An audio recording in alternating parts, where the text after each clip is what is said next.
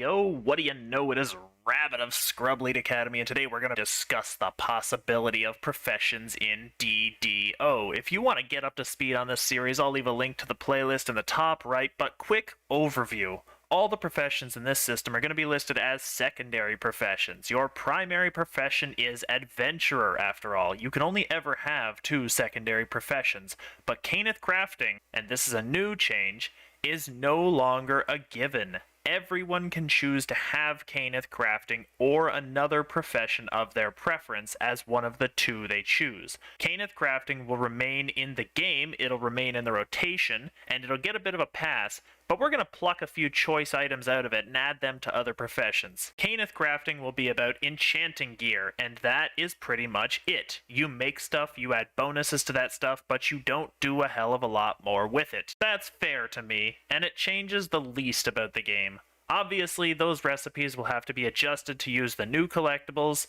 but that's not a tough thing to accomplish. Basic rules: you usually can't make things well in a dungeon or instanced area, because this is also fair and balanced, while also kinda making sense for most professions as they are incarnated. When you make items, there are chances to create mastercrafted and wondercrafted versions of pretty much everything.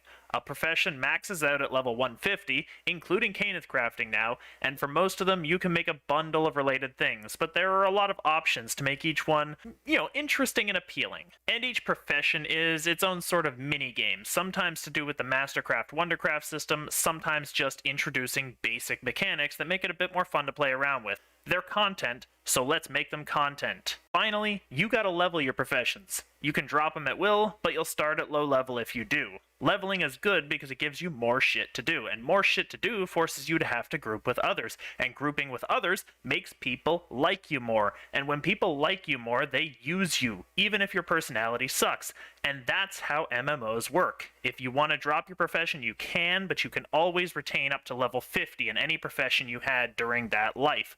When you relife, all bets are off. In my system, you go back to level 1. I don't have a great system for reincarnation, but that's something you can mention in the comments as well. It's all just theorizing, people. Let's make this a bit of fun.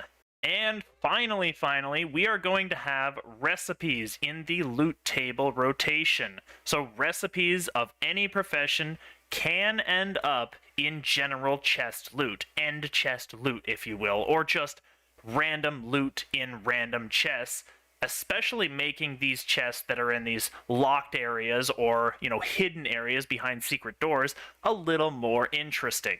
Recipes will only apply to manufacturing professions, which we'll get into later, but generally speaking, you'll have different ways of learning recipes that don't require you visiting a trainer. So that way, there's a little more impetus to get out there and use your primary profession to bolster your secondary profession.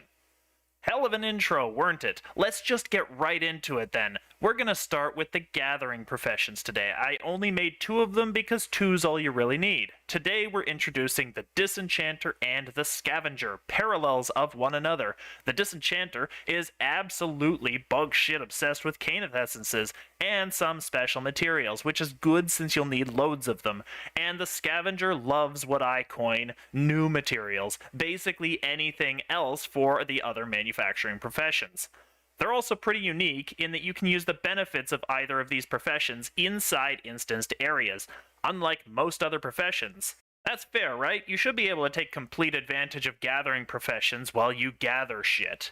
I'm going to post these online, so take advantage of them if you want. Let's get to talking about this kind of stuff, because hopefully this will actually end up in some incarnation in the game. So we're going to go through both of the gatherers. Quick overview for the Disenchanter. You'll notice something rather interesting immediately. Sorcerers get a special perk with this profession. That's going to be a trend. Every class is particularly skilled at something, so if you're that class, you'll find you get a couple of interesting things that aren't super powerful but can make leveling a profession or dealing with some of its less savory elements a bit more beneficial. For disenchanting, the sorcerer reigns supreme. We'll get back to that in a moment. Disenchanters level when they disenchant items, as you could tell here. Inverse Dissolution is a special Disenchanter perk that allows you to break down uncommon items into Caneth essences, similar to what you get from a Caneth crafting machine. That said, you still need Dissolver offhand in order to do it. A couple more perks you get are that the weight of all collectibles, ingredients, Dissolver, and Caneth essences you're carrying are reduced dramatically, and you gain spell-like ability versions of Dispel, Greater Dispel, and Mordenkainen's Disjunction, depending on your mastery of Disenchantment. Disenchanters are magical in nature, even if they can't employ their magical power for more offensive spells. Dissolving items does come at a cost initially, though. You'll always have a small chance to receive less yield for your efforts, since you're just learning the tricks of the trade. This chance will eventually minimize to 0, and may even result in higher yields later.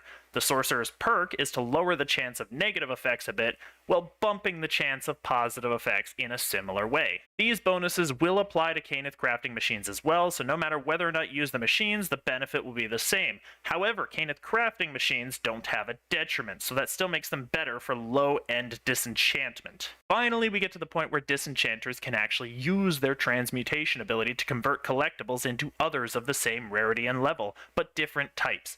I intentionally leave exact values out of all of my recipes because the point isn't to bore you guys with numbers, but to show you just what these could become if a little creativity is injected into them. Mastercraft Disenchantment allows you to create superior Caneth essences that can enchant your items with one of a variety of bonuses. Mastercrafting is a percentile chance, and you can't do anything to change it.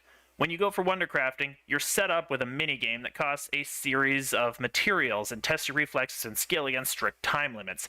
Failing will result in losing most of the material used and destroying the superior essence, but success will give you a doubly powerful essence to enchant gear with. There are a ton of things you can do with disenchantment, from heavy emphasis on farming Caneth essences to learning every weapon and armor imbuement spell in the game, not all of which are listed, but that's fine. This is a stand-in right now. You also get powerful bonuses and the potential of crafting Scavenge skill respec tokens, which can be used to reset your skills according to your whim at the Hall of Heroes. These will be tradable and auctionable, but there is a strict cooldown to avoid flooding the market with these items. That's most of what Disenchanter has to offer as a very specific influence the world kind of thing. But you really need to check out the document in full if you want to get a better idea of a lot of the more passive details. I'll leave a link to that in the description, so don't be shy if you want to play along with my theory craft. That being said, you will find a lot more in that document than what I list here. Now, the Scavenger. Scavengers are pretty much the same as Disenchanters in a few ways, but the differences are the most interesting part of these guys. Barbarians and fighters replace sorcerers as the best in this profession, gaining the same benefit as a sorcerer would from disenchantment.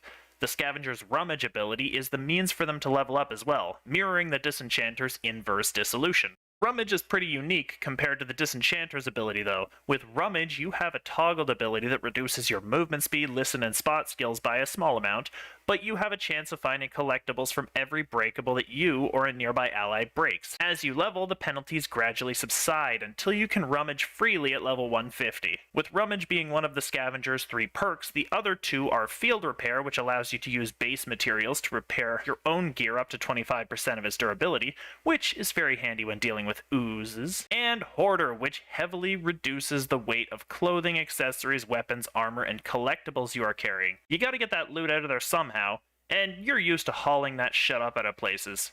Like Sisyphus, rolling the boulder forever up a hill. You got this, but unlike Cousin Sissy, you always get paid for your efforts, and your Fun Runner trophy is worth a hell of a lot more. After all, it's digital. You can't even hold it. Scavengers aren't quite as playful as Disenchanters with their Mastercraft and Wondercraft. If there was a basic profession in my entire list, it would be Scavenger. Mastercrafting isn't about making anything, but appraising from a room chock full of shit what is the best item in that pile of shit. You're not looking to drag a bunch of rusted mail out of there. You want that item, the one that gets you all hot and bothered inside. You want the item that oozes magic, that makes you think, oh, the murder was worth it after all. Mastercraft and Wondercraft items are that, giving you 4th affixes more often, granting you Mythic and Reaper bonus increases, and generally improving the stats of your items. For the character using treasure hunter's elixirs or farming blues, this is the strongest chance of the best effects you can get of any profession. The other major components of scavenging come from salvage, which allows you to break down green loot into new materials, a vast increase in the rate of getting collectibles for Caneth crafting, the opportunity to loot your fallen comrades, but not really, green items will occasionally spawn when a party member dies, the ability to scour for a particular type of collectible, getting only that collectible from any collectible node, and the crafting of scavenged feat respect tokens and scavenged ability score allocation tokens, which let you reset some of your feats and ability scores without reincarnating.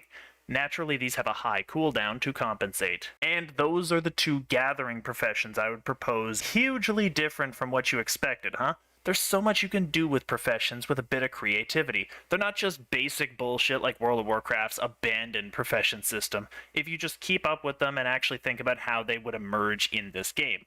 But that's all theorizing. I know it might not come to pass, but you gotta admit, what a hell of an update that would be. If this is a popular series, hell, even if it's not, I'll post some more profession ideas I have just for the fun of it. It's not about realism, it's about fun, and there's more fun to be had thinking about how DDO could be awesome than in taking up digital arms and becoming a keyboard warrior on the toxic-ass forums or, God forbid, Facebook after SSG announced regular weekly maintenance. That's all I got for this one, though. Take care, leave some comments detailing what you think about these professions, and I think it's time to say bye-bye for now.